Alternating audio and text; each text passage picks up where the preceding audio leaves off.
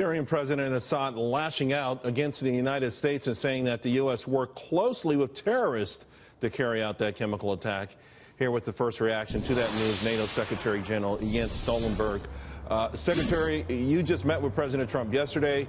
I want to get your thoughts first on this breaking news with respect to Assad's commentary that his government didn't use chemical weapons, but in fact it was the United States and terrorists. Well, what we know is that the Assad regime has used chemical weapons before.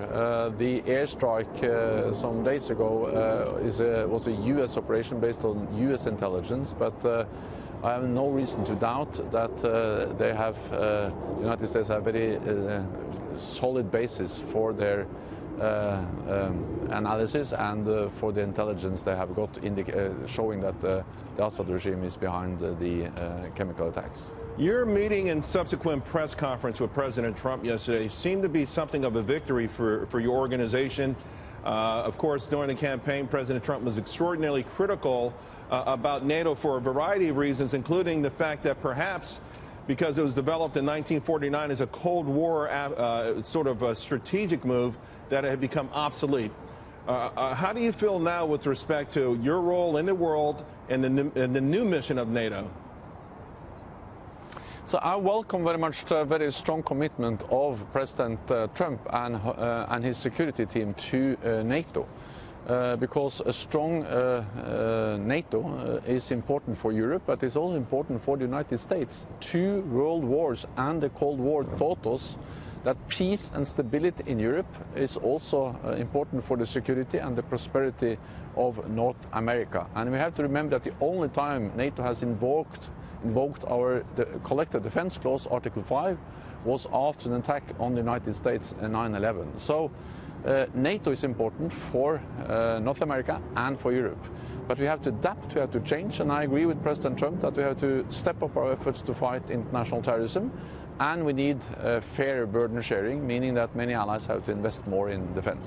I'm going to ask you about the money part of this later, but I want to get back to the terrorist part, because you talked about this yesterday, and when I read NATO's purpose, it says to protect the freedom of its members. So how do you extrapolate that to protect the people of Afghanistan, or the people of Syria, or the people of Iraq? And what exactly will NATO do to ensure that freedom and peace? NATO's core task is to defend NATO allied countries, the 28 European countries and United States and Canada. Right. That is our core task. Right. So sir, with all due respect, if terrorism is happening in European countries, as of course, unfortunately, almost weekly now we see some incident, but it's coming or originating out of one of these countries like Raqqa, for instance, in Syria. What does NATO do to help solve that? Because it is an attack on your members. Yes, and that's the reason why we are addressing the root causes of the terrorism, the terrorist threats we see against many NATO allied countries. We are in Afghanistan to fight international terrorism. The main reason for NATO being there in so many years is to prevent Afghanistan from becoming a safe haven for international terrorists once again.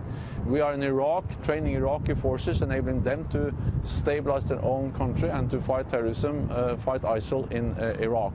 And NATO is supporting the US-led coalition in fighting ISIL in Syria with our AWACS surveillance planes, helping to improve the air picture. So, and all NATO allies are part of the coalition, including some of them are active on the ground in Syria. So NATO and NATO allies participate and contribute in many different ways to the international fight against terrorism.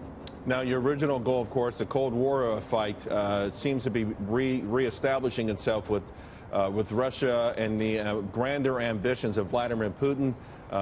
Bringing in Montenegro certainly sends a serious message, I would think, to Russia in their Balkan ambitions. What do you see on the horizon with respect to perhaps a more intense situation between the West and Russia? So we have seen increased tensions between NATO and Russia, and that is a result of the fact that Russia has implemented a significant military buildup over several years. And they have used military force against neighbors in Georgia in 2008 and against Ukraine illegally annexing Crimea, annexing in part of another country in 2014. Right. And they continue to destabilize eastern Ukraine. That's the main reason why NATO has implemented the biggest reinforcement of our collective defense in Europe, with more troops, with more exercises, and we're now in the process of deploying forces to the eastern part of the alliance, to the Baltic countries and to Poland. Okay, sir, before I let you go, let's get back to the money issue, because only 5 of the 29 countries, well, we won't count Montenegro yet, but 28, are meeting their GDP spending goal with respect to national defense and their so-called fair share. President Trump made this a serious point during the campaign. He brought it up during your press conference yesterday, and it feels like there's a sense of urgency for you guys to catch up. How are you going to make these members pay up? NATO allies have turned the corner. After many years of cuts in defense spending, in 2016 we saw the first increase in defense spending across Europe and Canada, and it was a significant increase of $10 billion US. And it has been very helpful that President Trump has been so clear and that his message has been so clear to all allies. And recently we saw that Romania declared that they will reach the 2% target this year, and Lithuania and Latvia declared that they will reach the 2% target next year. So NATO allies, European NATO allies, have really started to move in the right direction. We still have a long way to go, but I welcome that more and more nations now meet the 2% target.